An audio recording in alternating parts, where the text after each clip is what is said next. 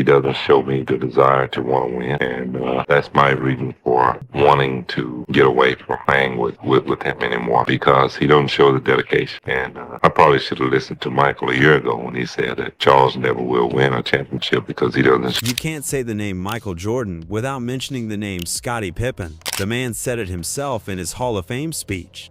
Pippen was the first name Jordan brought up during that speech, before his parents, wife, or kids. That's because Scottie is the golden standard for sidekicks. He's an amazing playmaker, one of the best defenders, and a pioneer of the point forward position. If you ever thought you were overqualified for a job, just remember that a player as talented as Pippen has been a number 2 option for almost his entire career. Of course, you can't become the best without making a few enemies along the way. Today, we're counting down 6 players Scottie hated playing against and even talking to during his career. In the 6th spot, we have none other than the Big Diesel himself, Shaquille O'Neal. Shaq is no stranger to beef. As a matter of fact, we have a full video on all of his beefs that you should definitely check out after seeing this. So, how did Shaq and Pip get into it? While the two had many run-ins in the NBA, they didn't really have a relationship. Sure, there were some hard fouls, frustrations, and post-game comments, but none of them smelled like beef, even remotely. However, that completely changed.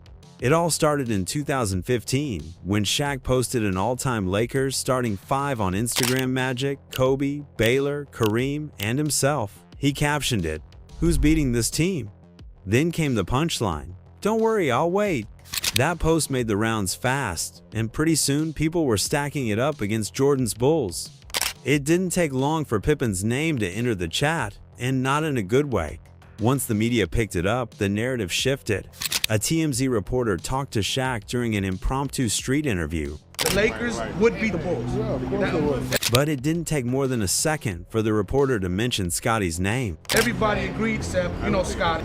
While Shaq showed some respect, he showed how he felt about Pip really quickly. He's pretty good in his career. Pretty good, not good enough. From that moment on, it wasn't about hypothetical matchups anymore.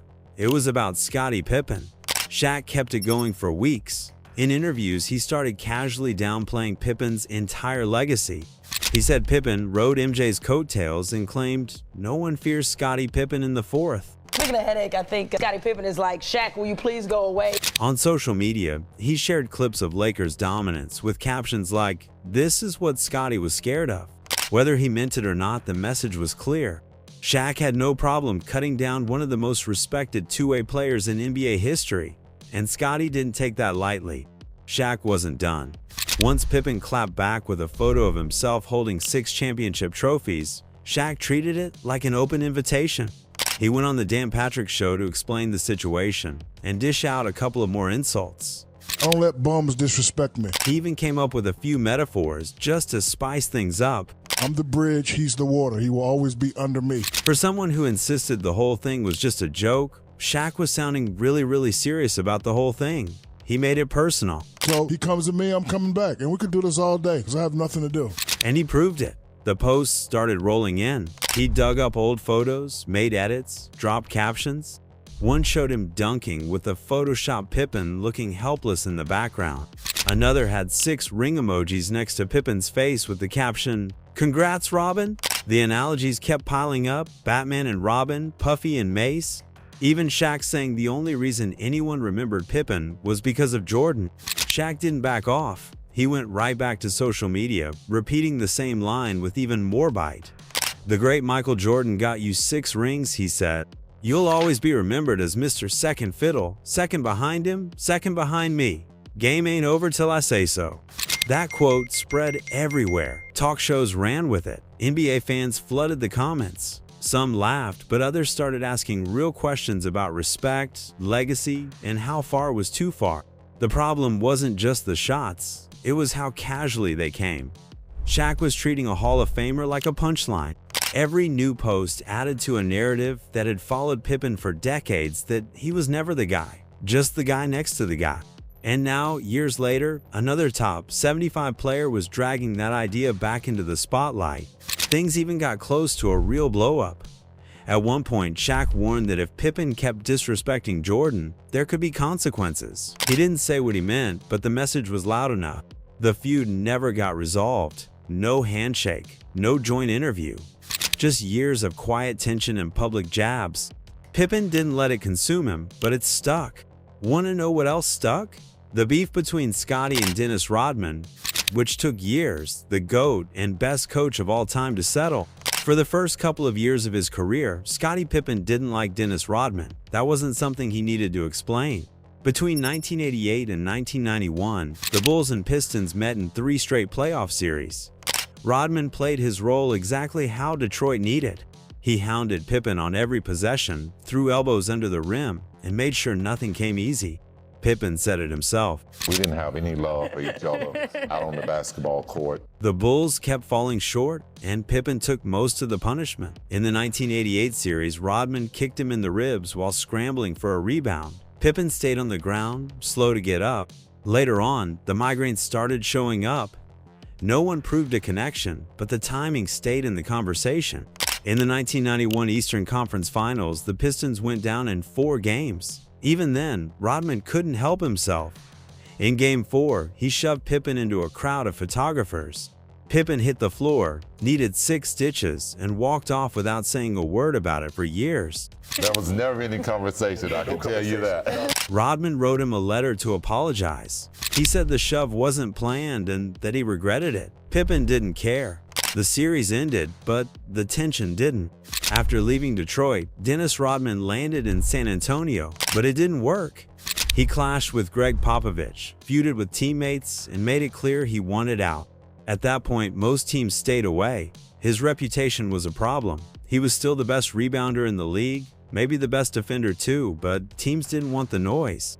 The Bulls weren't like most teams. They were coming off a second-round exit to the Orlando Magic and knew they needed someone who could help them control the boards and contain bigs like Shaq. Rodman fit that need. As strange as it sounded, he was the piece they were missing. Still, no one expected Scottie Pippen to sign off on it. Pippen didn't like Dennis Rodman. Yeah.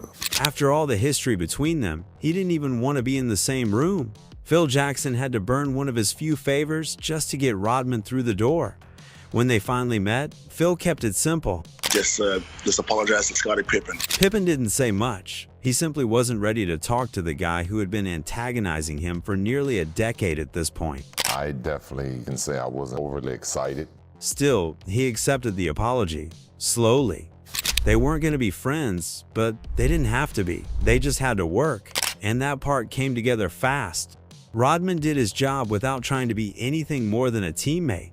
He didn't challenge the hierarchy or force any locker room drama. He showed up, rebounded, defended, and let Scottie and Michael lead.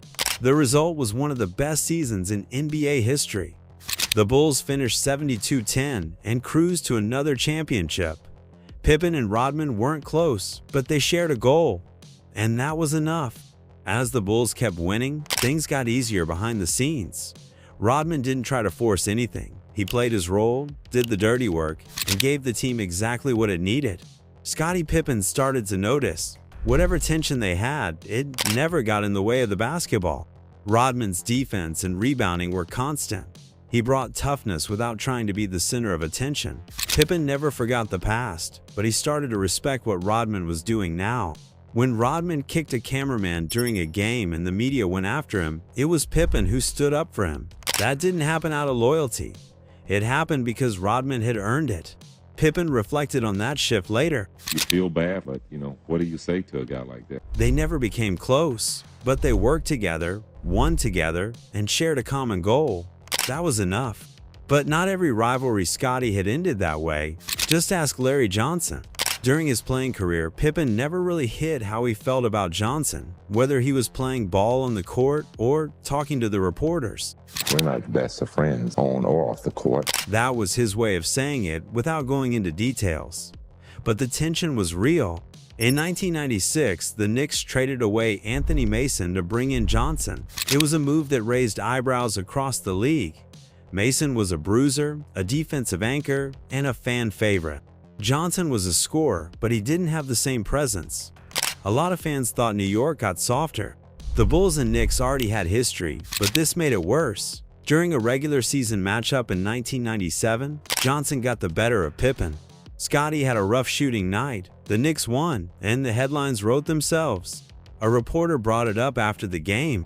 Larry Johnson referring to Pippen needs to shut his mouth. He's a bum. Johnson didn't backpedal. He knows what I think about him, which is nothing. Pippen made sure to respond before the next game. He questioned Johnson's toughness, his resume, and what he'd actually done in the league. He made it clear that whatever Johnson thought of him, the feeling was mutual. By the time the Bulls and Knicks met again, things were already hostile. Pippen had heard the quotes. He didn't let them go.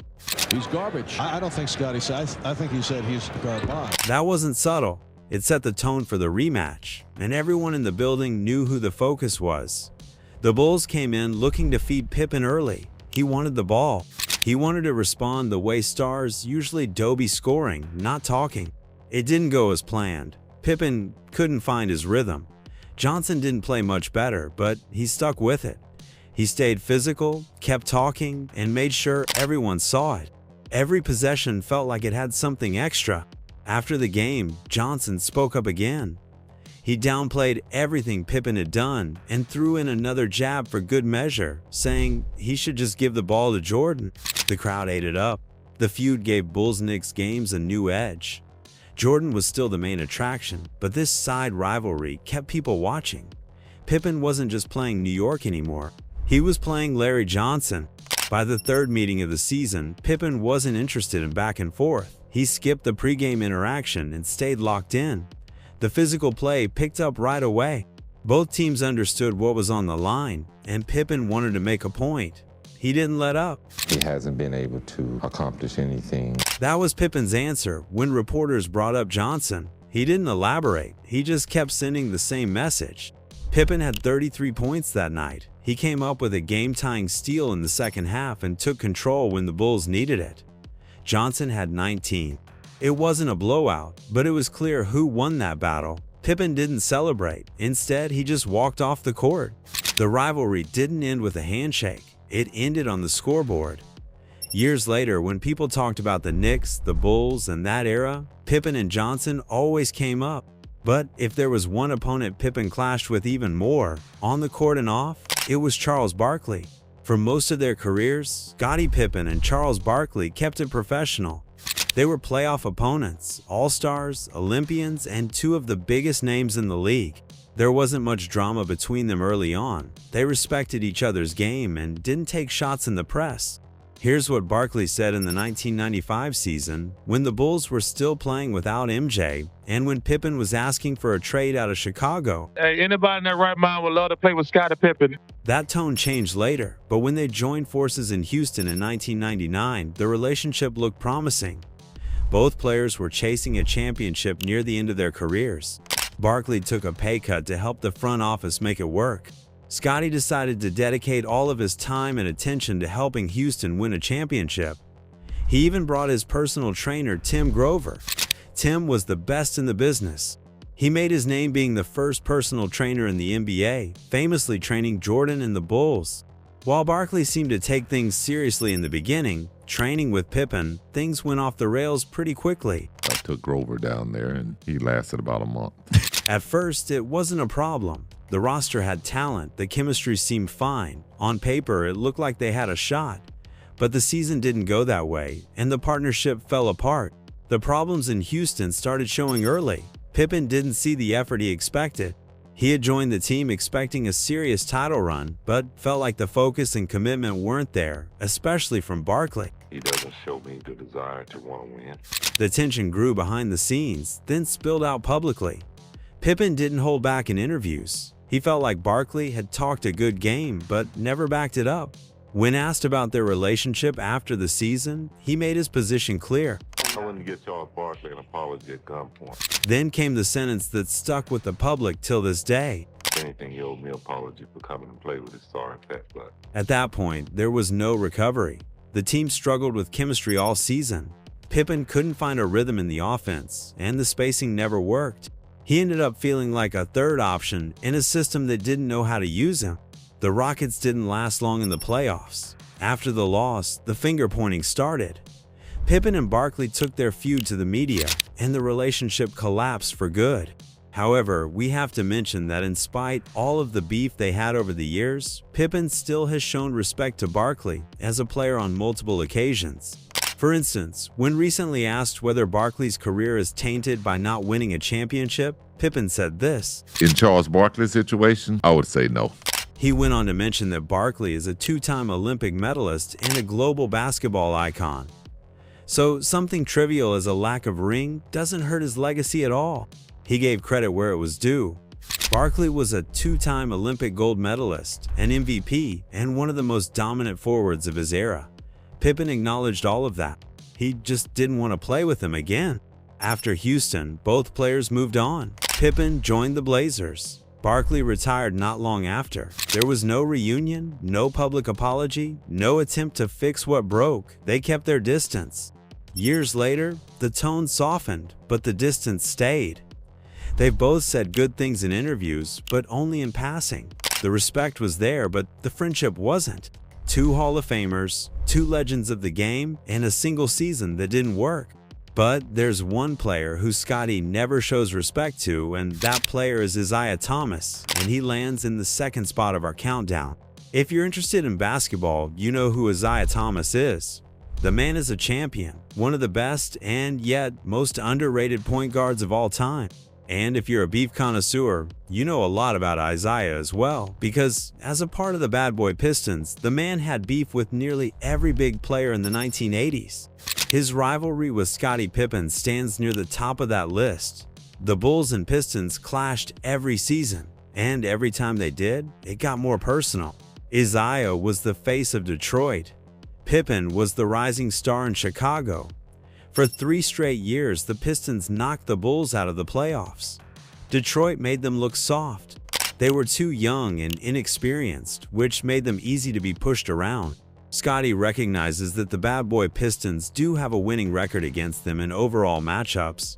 Early on, the Bulls simply couldn't beat them due to the lack of experience and physicality. We weren't physically mature enough to compete. However, once Phil Jackson took over the team and they began to grow as players, the duel between the two was pretty much done. Once we matured, it was over. In 1991, the Bulls finally got through. They swept the Pistons in 4 games. But instead of shaking hands, Isiah and the rest of the Pistons walked off before the buzzer. Pippen never forgot it. He didn't accept it then, and he never moved past it. In 1992, Isiah Thomas was left off the Olympic Dream Team. The decision was one of the most talked about omissions in basketball history. He was still playing at a high level and had the career credentials to justify a spot. But when the roster came together, his name wasn't on it. Scottie Pippen had no problem with that. He made his feelings about Isiah clear in interviews at the time and never backed off from them later. I don't agree with nothing Zeke ever said. According to Pippen, there was no support for Isiah during the selection process. Nobody in the room made a case for him. That included Jordan, Magic, Bird, and Pippen himself. The silence from that group spoke louder than any official explanation. Isiah's issues with other stars had been building for years, and the Dream Team exclusion only highlighted how far those relationships had deteriorated. Pippen didn't pretend otherwise. He made no effort to repair the past and continued to speak about Isiah with the same distance and dismissal whenever the subject came up. Nothing about his stance changed in private or public. More than 30 years after the rivalry began, there's still no sign of reconciliation between Scottie Pippen and Isiah Thomas. The tension has never been resolved, and neither side has made any effort to change that. Pippen doesn't hide how he feels. Anytime the topic comes up, he shuts it down or uses it to underline how little respect he has for Isiah. He rejects praise, ignores legacy debates, and never engages in nostalgia when Thomas's name is mentioned. The media still brings it up. Documentaries, interviews, and roundtable segments continue to revisit the feud, but the tone never changes. Both men stand by what they've said over the years and show no interest in revising anything. Pippen and Thomas have continued to take shots at each other in interviews and on television. It's rarely loud or explosive, but it's always direct. Pippen has gone out of his way to highlight Jordan's impact on the game, often using that comparison to push Isiah further down the list. So it might surprise some of you that the person in the first spot on the list is none other than His Airness, Michael Jordan. For much of the 1990s, no NBA duo was more dominant than Michael Jordan and Scottie Pippen. Together, they led the Chicago Bulls to 6 championships and built one of the most successful runs in league history. Their partnership defined the era. When Pippen first arrived in Chicago, he was raw. Jordan was already an MVP and the face of the league. The dynamic was clear from the start. Jordan pushed Pippen hard, both in practice and in games, helping him adjust to the physical demands of the league and the pressure that came with playing in Chicago. The respect between them grew quickly. Jordan spoke publicly about Pippen's importance to the team and credited him for helping elevate the Bulls to a championship level. Pippen became known as the perfect complement. He was an elite defender, smart passer, and unselfish teammate who embraced his role without complaint. The Bulls built around that foundation and dominated the decade. In 1997, when Jordan won the All-Star Game MVP, he gave the award truck to Pippen as a public gesture of appreciation. For years, moments like that reinforced what everyone believed. Their relationship was solid. They appeared side by side at All-Star games, endorsement deals, and eventually at Hall of Fame ceremonies. From the outside, nothing looked broken. The release of The Last Dance in 2020 reopened a partnership that had been quiet for years. The documentary was positioned as a look back at the Bulls' dynasty, but Pippen saw it as something else. He believed it was edited to celebrate Michael Jordan and diminish the rest of the team. To promote his memoir, Scottie Pippen went on a press tour. Speaking to Good Morning America, he was asked about the comments he made in his book. You call Michael Jordan himself in the first chapter. Why is that? For all of the sports fans, what Pippen said was a little bit shocking. He told the reporters that most of Jordan's actions on the court were meant to make him look great and not benefit the team. Basically, Pippen said that Jordan was playing for stats and personal accolades and not for team wins. Pip felt the documentary was shaped around Jordan's perspective, not the truth. He also pointed to how it portrayed key moments from his own career, especially the 1994 playoff game he sat out and the surgery he delayed before the 1998 season. According to Pippen, those decisions were explained without context and used to cast him in a negative light. He believed Jordan had too much control over the final product. In 2021, Pippen released his book Unguarded. The tone was blunt. He questioned Jordan's leadership and said the team succeeded because of collective effort, not because of one player. Say LeBron James may be the greatest player to ever play the game. By then, the rift was public. Whatever bond they once had was no longer there. In the years following The Last Dance, Pippen's tone toward Michael Jordan changed. What was once a partnership built on mutual respect turned into open criticism. He began framing Jordan as a player who cared more about stats than wins, and claimed the Bulls only became a real team once he joined.